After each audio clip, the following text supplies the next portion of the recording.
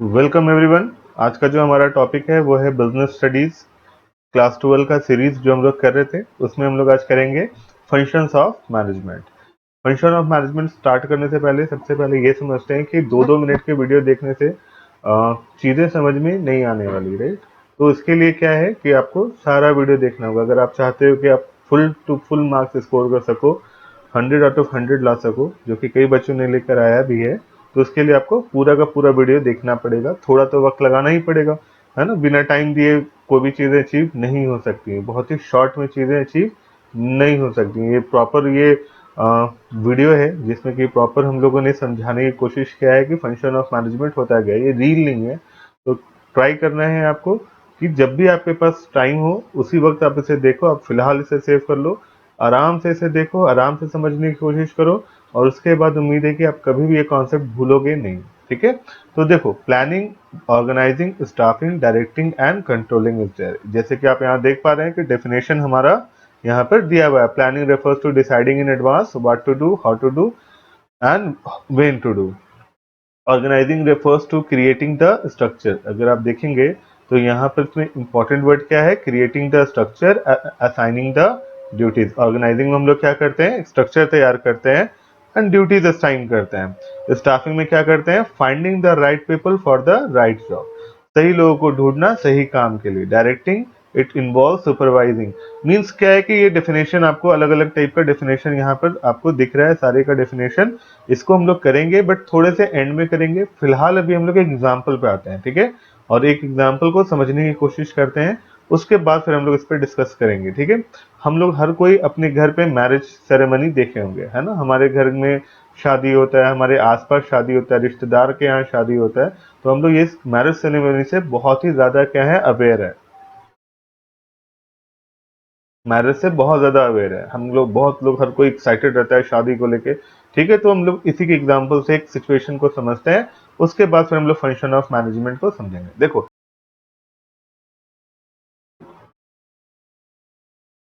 तो देखो, सबसे पहले ये समझते हैं कि हमारे यहाँ मान लो शादी है, मेरे हमारे यहाँ बड़े भाई की शादी है। तो ऐसा तो नहीं होगा कि आज ही के दिन शादी हो, आज ही के दिन रिश्ता लग गया और आज ही के दिन शादी हो गया। It takes some time. मतलब आज रिश्ता लगता है तो 6 महीने के बाद हमारे यहाँ शादी होती है। हम लोग प्लान करते हैं कि भाई शादी को बहुत अच्छे तरीके से करना है, क्योंकि ये बहुत ही इंपॉर्टेंट सेरेमनी हमारे घर का, बहुत ही इंपॉर्टेंट फंक्शन होता है हमारे घर के पॉइंट ऑफ व्यू से, है ना। तो इसमें वक्त लगता है, लोग वक्त लेते हैं ताकि ये बहुत अच्छे तरीके से हम लोग कर सकें, ठीक है। तो ये मान लो कि हम लोगों ने ये डिसाइड किया कि भाई चलो ऐसा है कि हमारे यहाँ शादी होने वाली है, और हम लोग ये 6 मंथ के अंडर में, 6 मंथ में हम लोग ये शादी कराएंगे, और बहुत ही अच्छे तरीके से कराएंगे, ग्रैंड वे में कराएंगे। सारा खर्चा वगैरह करना है, किसी भी तरह का कोई भी कमी नहीं होना चाहिए। सारे के सारे लोग है क्या हो, हैप्पी होकर वहां से जाए। जितने भी गेस्ट हो वो सारे के सारे क्या रहे, हैप्पी होके जाएं, खुश होके जाएं, ठीक है। तो पहले फेज में हम लोगों ने ये डिसाइड कर लिया कि भाई हमारे यहाँ 6 महीने के बाद की में शादी है, और अच्छे तरीके से करना है, हर तरह से गेस्ट का ख्याल रखना है, सारी चीज़ों का ख्याल रखना है। ऐसा शादी हो कि बस लोग देखते रह जाएं, ठीक है। सेकेंड फेज में हम लोग क्या करेंगे? सेकेंड फेज में हम लोग स्ट्रक्चर तैयार करेंगे। वो ग्रैंड मैरिज का हम लोग क्या करते हैं, स्ट्रक्चर तैयार करते हैं कि भाई शादी कैसे करना है, ठीक है। मैरिज हॉल्स, इसके लिए हम लोग क्या करते हैं, हॉल बुक करते हैं, है ना। और हॉल बुक करते हैं, खर्चे वगैरह का मतलब बजट तैयार करते हैं। ये यू कैन से दैट कि हम लोग बजट तैयार करते हैं, ठीक है। और ड्यूटीज भी असाइन करते हैं। ड्यूटीज असाइन करते हैं। ड्यूटीज असाइन करने का क्या मतलब हो गया? ड्यूटी असाइन करने का मतलब हो गया कि शॉपिंग का सारा काम हम लोग फीमेल को देते हैं, है ना। जो हार्ड काम होता है वो फूफा को देते हैं, चाचा मौसा लोगों को अलग अलग काम असाइन कर दिए जाते हैं कि भाई आपको ये काम करना है, आपको ये काम करना है, आपको पंडाल का काम देखना है, ये काम देखना है, वो काम देखना है। तो सारे लोगों को हम लोग क्या कर रहे होते हैं, वहां पर ड्यूटीज असाइन कर रहे होते हैं, ठीक है। और उसके बाद क्या है कि यहाँ पर बेसिकली एक तरह का स्ट्रक्चर तैयार होता है कि भाई शादी कहाँ से होनी, घर से होनी कि हॉल से होना है। बजट तैयार करना, ड्यूटीज असाइन करना, सबका ये कि कौन क्या काम करेगा, कौन क्या काम नहीं करेगा, ये सेकंड फेज में हम लोग करते हैं। अब हम लोग क्या करते हैं, थर्ड फेज में हम लोग आते हैं। अब थर्ड फेज में ऐसा तो नहीं है कि पापा सारा काम करेंगे। हमारे घर के जो हेड होते हैं वो तो पापा होते हैं, पापा हो गए या दादाजी हो गए, तो ये सारा काम वही करने वाले हैं, ऐसा तो नहीं है ना। कि खाना भी वो बना रहे हैं, पंडाल वो बांध रहे हैं, डेकोरेशन का भी सारा काम उन्होंने हैंडल कर रखा है, गेस्ट को भी वही देख रहे हैं। ऐसा पॉसिबल है ही नहीं कि वो सारा काम खुद करें। उसके लिए हम लोग क्या करते हैं, उसके लिए हम लोग एक्सपर्ट्स को हायर करते हैं। क्या करते हैं? एक्सपर्ट को हायर करते हैं। खाना बनाने के लिए हम लोग क्या करते हैं? शेफ या कुक को हायर करते हैं। डेकोरेशन वाले को अलग से हम लोग हायर करते हैं। ठीक है। पंडाल बनाने वाले को अलग से हायर करते हैं। वेटर्स को हम लोग अलग से हायर करते हैं। मतलब जो जिस काम में एक्सपर्ट है, हम लोग वो काम के लिए उन लोगों को क्या करते हैं? हायर करते हैं, है ना। पंडाल लगाने वाले लोग अलग होते हैं, खाना बनाने वाले लोग अलग होते हैं, इसके लिए स्पेशली शेफ को बुलाया जाता है या कुक को बुलाया जाता है। वेटर्स अलग होते हैं। ठीक है। तो हम लोग थर्ड फेज में क्या कर रहे हैं? लोगों को हायर कर रहे हैं। अब लोगों को हायर किस टाइप का करते हैं? जो खाना बनाने में एक्सपर्ट है उनको खाना बनाने का काम देते हैं, है ना। जो डेकोरेशन में एक्सपर्ट है उनको डेकोरेशन का काम दिया जाता है। जो पंडाल बांधने में एक्सपर्ट है उनको पंडाल बांधने का काम दिया जाता है। तो इस तरह के चीजें हम लोग थर्ड फेज में करते हैं। ठीक है। फोर्थ फेज में क्या करते हैं? देखो फोर्थ फेज में क्या है कि जितने भी लोगों को हम लोगों ने हायर किया है, सारे लोग अपना काम एकदम अपने काम में 100% दें, ऐसा जरूरी नहीं है कि सबको एकदम दिल लगा के काम कर रहा है, 100% काम कर रहा है, ऐसा हो ही नहीं सकता है। परफेक्शन के साथ काम कर रहा है, ऐसा पॉसिबल नहीं होता है। लगातार हमें जरूरत होता है उन्हें क्या करने का? सुपरवाइज करने का। ये काम को ऐसे करो, वो काम को ऐसे करना है, डेकोरेशन आप इस तरीके से करो, फ्लावर्स यहाँ पर लगाओ। ठीक है। उसके बाद क्या होता है? कुक को लगातार हम लोग क्या करते रहते हैं? गाइड कर रहे होते हैं, इन्फ्लुएंस कर रहे होते हैं कि भाई आपको खाना ऐसा बनाना है, किसी तरह का शिकायत नहीं आना चाहिए, फर्स्ट में आप ये बनाओ, बाराती लोगों के लिए आपको ये बनाना है, ऐसे बनाना है। तो लगातार उनको क्या है? मोटिवेट करने की जरूरत होती है, उनसे कम्युनिकेट करने की जरूरत होती है, बातचीत करने की जरूरत होती है। साथ ही साथ उनके साथ सुपरवाइज करने की जरूरत है, उनको गाइड करने का जरूरत पड़ता है कि भाई आप उसे देखते रहते हो कि भाई ये काम ऐसे होना चाहिए। उन्हें मोटिवेट करते हो कि अच्छे से अच्छे तरीके से काम करो, है ना। और साइड में हम आपको कुछ पैसा भी देंगे, अगर किसी तरह कोई शिकायत नहीं हुआ तो हम खुशी से आपको एक्स्ट्रा पैसा देंगे। और क्या होता है? उन्हें गाइड और कम्युनिकेट करने की जरूरत पड़ती है। जरूरत पड़ने पे हमें उनसे हमेशा क्या कर रहे होते हैं? बातचीत कर रहे होते हैं। And in the last phase हमें क्या करते हैं? हम लोग लास्ट फेज में शुरू से फ्रॉम द वेरी स्टार्टिंग, हम लोग के घर में जो पापा होते हैं या जो हेड होते हैं घर पे, वो क्या कर रहे होते हैं? शुरू से ये चेक कर रहे होते हैं कि जो भी काम हम लोगों ने असाइन किया था या जो भी काम हम लोगों ने प्लान किया था, जो शादी का काम किया था, वो सही तरीके से चल रहा है कि नहीं चल रहा है ना। वो टाइम के हिसाब से चल रहा है कि नहीं, टाइम पे खाना कंप्लीट हो जाएगा कि नहीं हो जाएगा, टाइम पे गेस्ट आएंगे कि नहीं आएंगे। मतलब सॉरी, मतलब ये नहीं कह सकते, मतलब शुरू से प्लान को चेक करना कि जो प्लान हम लोगों ने किया था, जो प्लान हम लोगों ने किया था कि भाई हमें क्या करना है, 6 महीने में ये शादी को कंडक्ट कराना है और शादी को ये कंप्लीट करना है। ठीक है। तो टाइम टू द टाइम हम लोग चेक करेंगे कि हमारा प्लान अकॉर्डिंगली काम कर रहा है कि नहीं, अकॉर्डिंगली काम कर रहा है कि नहीं, अकॉर्डिंगली चल रहा है कि नहीं चल रहा। तो इसका मतलब क्या हुआ? मींस इसका मतलब क्या है? इसका मतलब चेक करना, प्लान को लगातार क्या करना? चेक करना कि सही तरीके से हमारा काम हो रहा है कि नहीं हो रहा है, टाइम टू द टाइम वो काम कंप्लीट हो रहा है या नहीं हो रहा है। ये चीजें लगातार क्या करना? चेक करना। अब हम लोग चेक शादी के प्लान को कैसे करेंगे? दो तरीके से कर सकते हैं। एक तो मंथली बेसिस पे चेक करेंगे कि अगर 3 महीने शादी में, अगर हम लोगों ने 6 महीने का टाइम रखा था, तो 3 मंथ में क्या हो जाना चाहिए? 3 मंथ में हाफ काम हम लोग का क्या हो जाना चाहिए? हाफ काम कंप्लीट हो जाना चाहिए। और शादी के दिन भी हम लोग लगातार चेक करते हैं कि खाना टाइम पे हुआ, बन रहा है कि नहीं बन रहा है, गेस्ट टाइम पे आ रहे हैं कि नहीं आ रहे हैं, डेकोरेशन सही से हो पाया है या नहीं हो पाया है। तो ये सारी चीजों को हम लोग क्या करते हैं? चेक करते हैं। तब जाके हमारे यहाँ पे शादी कंप्लीट होती है ना। अब इसी चीज को हम लोग क्या करेंगे? अब हम लोग आते हैं फंक्शंस ऑफ मैनेजमेंट पे और समझते हैं। देखो सबसे पहले हम लोगों ने क्या देखा था? सबसे पहले हम लोगों ने ये डिसाइड किया था भाई हमारे यहाँ 6 महीने में क्या होने वाली है? शादी होने वाली है। और हमें सारे गेस्ट का ख्याल भी रखना है, अच्छे से गेस्ट खुश होकर जाएं, इन सारी सारी चीजों का ध्यान रखना है, किसी चीज की कमी नहीं होनी चाहिए, राइट। तो ये फेज होता है प्लानिंग का। प्लानिंग का मतलब होता है, सिंपल प्लानिंग का मतलब होता है deciding in advance that what you have to do और what we have to do in the future, how to do and when to do. हमें ये डिसाइड करते हैं एडवांस में ही कि हमें फ्यूचर में क्या करना है और कैसे करना है। ये चीज कहलाता है आपका प्लानिंग। ठीक है। सेकेंड फेज में हम लोगों ने क्या किया? सेकेंड फेज में हम लोगों ने ये डिसाइड किया कि शादी कहाँ से होगा भाई।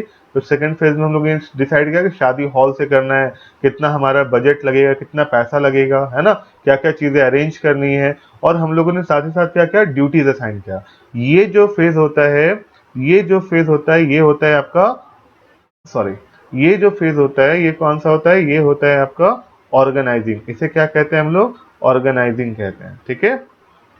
तो ऑर्गेनाइजिंग का क्या मतलब हुआ, ऑर्गेनाइजिंग का मतलब होता है creating the structure and assigning the duties. एक वर्ड में आप सिंपली याद कर सकते हो, उसके बाद आप अपने लैंग्वेज में इलेबरेट कर दो। बट जो ये लाइन जो हम बता रहे हैं इसको आपको क्या करना है, एग्जाम्स में अंडरलाइन करना है, so that you can get very good marks, आपको पूरा का पूरा मार्क्स मिलेगा। तो ये पहला फेज था कि फ्यूचर में हम लोग अभी डिसाइड कर रहे हैं कि फ्यूचर में हमें क्या करना है। ये फेज किस चीज का है, इसका मतलब होता है ये स्टैंड करता है प्लान के लिए, that is the process of planning. Second में हम लोगों ने ये डिसाइड किया, स्ट्रक्चर तैयार किया कि भाई हमें शादी कैसे करानी है, और ड्यूटीज हम लोगों ने असाइन किया। इस चीज को हम लोग क्या कहते हैं, ऑर्गेनाइजिंग करते हैं।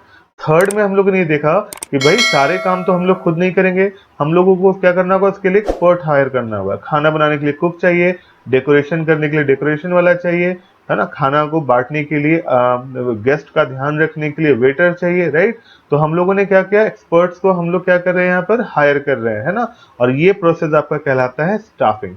स्टाफिंग का मतलब होता है finding the right people for the right job, सही काम के लिए सही लोगों को ढूंढना, ठीक है। फोर्थ में क्या है कि देखो हम लोगों ने ये पढ़ा कि फोर्थ में सारे लोग तो काम करने के लिए आए नहीं है ना। मतलब इनफैक्ट सारे लोग काम करने के लिए आए, बट गारंटी नहीं है कि सारे लोग अपना 100% देंगे। तो उनको लगातार गाइड करने का जरूरत है, उनको लगातार सुपरवाइज करने का जरूरत है, उनको क्या करने का जरूरत है, मोटिवेट करने का जरूरत पड़ता है, सो दैट कि वो अपना काम टाइम पे कर सकें, ठीक है। और ये प्रोसेस को हम लोग क्या कहते हैं, इस प्रोसेस को हम लोग कहते हैं डायरेक्टिंग कहते हैं। ये प्रोसेस को हम लोग क्या कहते हैं, डायरेक्टिंग कहते हैं।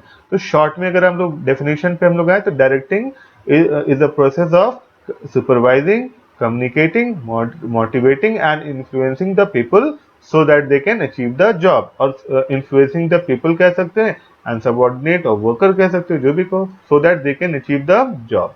तो डायरेक्टिंग का डेफिनेशन हम लोग ने क्या पढ़ा, directing refers to supervising, motivating, communicating and influencing the people so that they can achieve the job, वो अचीव को कर सके, अपने जॉब को अचीव कर सके। तो डायरेक्टिंग में लोग बेसिकली हम लोग क्या करते हैं, लोगों को गाइड करने का काम कर रहे होते हैं ना, लीडरशिप क्वालिटी दिखाते हैं, मोटिवेट करते हैं, ठीक है। एंड द लास्ट फेज में हम लोग क्या कर रहे हैं, हमारे घर के जो बड़े थे वो क्या कर रहे थे, लगातार चेक कर रहे थे कि जो हम लोगों ने प्लान बनाया था, जो स्टार्टिंग में हम लोगों ने जो प्लान बनाया था, वो प्लान लगातार चेक हो रहा है या नहीं, मतलब उसको चेक करना तो अकॉर्डिंगली चल रहा है या नहीं चल रहा है, ये चीज को चेक करना, दैट स्टैंड फॉर कंट्रोलिंग। तो यहाँ कंट्रोलिंग का मतलब, बच्चे क्या होता है, वीडियोस देखते नहीं है, मतलब वीडियोस क्या, वो टॉपिक्स नहीं पढ़ते हैं और उनको लगता है कि भाई बिजनेस स्टडीज तो हमसे आराम से हो जाएगा। कंट्रोलिंग का मतलब चीजों को कंट्रोल करना, वर्कर को कंट्रोल करना, बट ऐसा नहीं है। कंट्रोलिंग का मतलब होता है कि आपने जो प्लान किया है उस प्लान को लगातार चेक करना कि प्लान अकॉर्डिंगली हो चल रहा है या नहीं चल रहा है ना।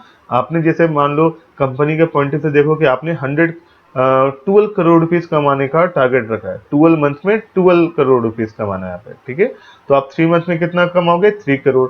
तो आप ये लगातार चेक कर रहे हो मंथ बाय मंथ कि हम लोग अपने टारगेट को अचीव करते जा रहे हैं या टारगेट को अचीव नहीं कर पा रहे हैं। इस चीज को हम लोग कहते हैं कंट्रोलिंग। अब एक कंपनी के पॉइंट से हम लोग समझते हैं कि प्लानिंग का मतलब क्या होता है ना। ये तो मतलब एक शादी का एग्जाम्पल हम लोगों ने लिया, जो ऑब्वियस एग्जाम में आप शादी के एग्जाम्पल के पॉइंट से नहीं लिख सकते हो। बिजनेस स्टडीज को कंपनी के पॉइंट से आपको समझना होता है, ठीक है। तो सबसे पहले हम लोगों ने क्या पढ़ा, प्लानिंग। प्लानिंग में क्या होता है, हम लोग ये डिसाइड करते हैं कि फ्यूचर में हमें क्या करना है। एक कंपनी के पॉइंट से आप क्या कर सकते हो, आप ये डिसाइड कर रहे हो, कंपनी ये डिसाइड कर सकती है कि चलो भाई हमें क्या करना है, एक साल के अंदर अपने सेल्स को क्या करना है, 20% से इंक्रीज करना है। 20% से सेल को क्या करना है, इंक्रीज करना है।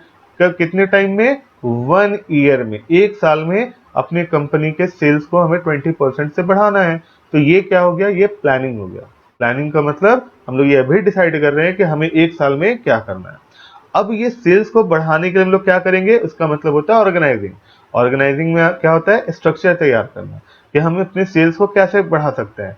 जैसे कि हो सकता है क्वालिटी, क्वालिटी अच्छा कर सकते हैं, क्वालिटी को अच्छा कर सकते हैं, गुड क्वालिटी के प्रोडक्ट्स बना सकते हैं।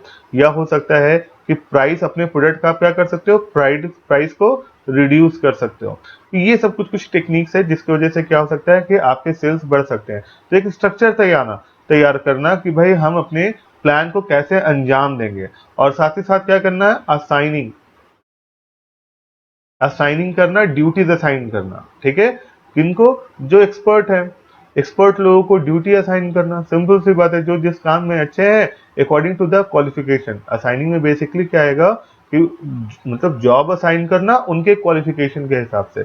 जैसे जो लोग अकाउंट्स में बहुत अच्छे होंगे उनको अकाउंटिंग का काम दिया जाएगा,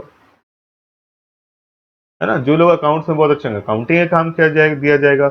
रिसर्च के लिए किनको काम दिया जाएगा? इंजीनियर्स को काम दिया जाएगा रिसर्च एंड इनोवेशन का, ठीक है। उसी तरीके से सेल्स के लिए या सेल्स का काम किसका होगा? सेल्स का काम या मार्केटिंग का काम किसका होता है? मैनेजर्स का होता है, ठीक है। ये मैनेजर्स का काम होगा चीजों को बेचने का, मार्केटिंग करने का। तो ये ऑर्गेनाइजिंग में आता है, स्ट्रक्चर तैयार करना और जॉब असाइन करना, ठीक है। उसके बाद क्या होता है? स्टाफिंग। देखो कंपनी के ओनर जो होते हैं वो काम तो खुद करेंगे नहीं, है ना। For that purpose they are going to hire the experts जो अपने काम और the right people for the right job, we can say that. तो स्टाफिंग के फेज में क्या होता है? Finding the right people for the right job, जो जिस सही काम के लिए सही लोगों को ढूंढना। अब स्टाफिंग के फेज को आप इस तरीके से समझ सकते हो, आप कभी मुकेश अंबानी को जियो के सिम देखते बेचते हुए तो देखे नहीं होंगे। ऐसा नहीं कि अपने गली चौराहा पे खड़े होकर अंबानी भैया क्या कर रहे हैं? सिम बेच रहे हैं कि भाई सिम ले लो, सिम ले लो, पॉसिबल नहीं है, है ना। उनके उसके लिए उन्होंने क्या हायर कर रखा है? लोगों को हायर कर रखा है जो उस काम में अच्छे हैं, जो बेचने में अच्छे हैं, उन्होंने उसके लिए उन बंदों को हायर कर रखा है। तो स्टाफिंग में भी होता है कि देखो कंपनी के टॉप लेवल्स लोग जाके बेसिक काम नहीं करने वाले, राइट। तो उन्होंने वो क्या करते हैं? सही लोगों को ढूंढते हैं सही जॉब के लिए, सिंपल है, ठीक है। तो स्टाफिंग में बेसिकली हम लोग क्या पढ़े? हम लोग finding the right people, finding the right people for the right job, for the right job. सही लोगों को ढूंढना सही काम के लिए, ठीक है। यहाँ पर देखो, यहाँ पे ऐसे हो सकता है कि अकाउंटिंग करने के लिए हम लोग क्या करेंगे? अकाउंटेंट को हायर करेंगे, सीए हायर करेंगे, ठीक है। रिसर्च के लिए हम लोग किसको हायर करेंगे? इंजीनियर को हायर करेंगे। अब आपको लग रहा होगा कि सर आप तो अभी ये बता रहे हो कि ऑर्गेनाइजिंग में ही काम बता रहे हो कि भाई रिसर्च के लिए इंजीनियर, सेल्स के लिए मैनेजर। देखो फर्क है, यहाँ पे जॉब असाइन करने के पॉइंट से हम लोग बात कर रहे हैं कि अगर रिसर्च का काम है तो इंजीनियर को असाइन कर देंगे, सेल्स का काम है तो मैनेजर वो काम करेगा। और यहाँ लोगों को हायर करने के पॉइंट से बात किया जा रहा है कि अगर आपको अकाउंटिंग कराना है तो आप सीए को हायर करोगे, रिसर्च कराना है तो आप इंजीनियर को हायर करोगे, और जो जॉब असाइन करोगे वो ऑर्गेनाइजिंग में आ जाएगा। सिंपल सी बातें हैं, ठीक है। तो स्टाफिंग का मतलब होता है finding the right people for the right job ना। उसके बाद क्या आता है? डायरेक्टिंग। डायरेक्टिंग का क्या मतलब होता है? देखो जितने भी कंपनी में लोग आए सब लोग कंपनी के गोल अचीव करने के लिए काम करेंगे, इस बात का कोई गारंटी नहीं। आप इसको इस तरीके से समझ सकते हो कि क्लास में जब सारे बच्चे होते हैं तो क्या सबको 100% लाने के लिए पढ़ाई कर रहे होते हैं? नहीं, कोई एक्चुअली पढ़ने आया है, कोई पढ़ने आया बट उसको चीजें समझ में नहीं आ रही है ना। कोई पढ़ने ही नहीं आया जिसको घर पे मन नहीं लग रहा था, इस वजह से कोई बच्चे स्कूल आ जाते हैं। तो सेम उसी तरीके से जब एक कंपनी के पॉइंट से समझोगे आप, तो वहां पर सारे वर्कर्स के थॉट, सोच, कल्चर अलग अलग होता है ना। कोई अलग कल्चर का है, उनका रिलीजन अलग है तो उनके सोचने का तरीका अलग है। अलग कल्चर के लोग हैं तो उनके सोचने का तरीका अलग है ना। तो सबका साइकोलॉजी क्या है? अलग है। तो लगातार ये जरूरी होता है कि उनको लगातार क्या करना? गाइड करना जरूरी हो जाता है, उनको सुपरवाइज करना जरूरी होता है। सबको अपने काम, कुछ लोग ऐसे होते हैं जो अपना काम इसलिए नहीं कर पा रहे होते हैं क्योंकि उनको सही तरीके से काम करना पता ही नहीं है कि इसका पैटर्न क्या है, किस तरीके से काम करना है, ठीक है। तो उन्हें क्या करना होता है? सुपरवाइज करना पड़ता है, गाइड करना पड़ता है कि भाई हमें ये काम ऐसे करना है। कुछ बंदों को मोटिवेशन का बहुत ज्यादा जरूरत पड़ता है। आज के टाइम पे तो मोटिवेशन बहुत ही हॉट टॉपिक है।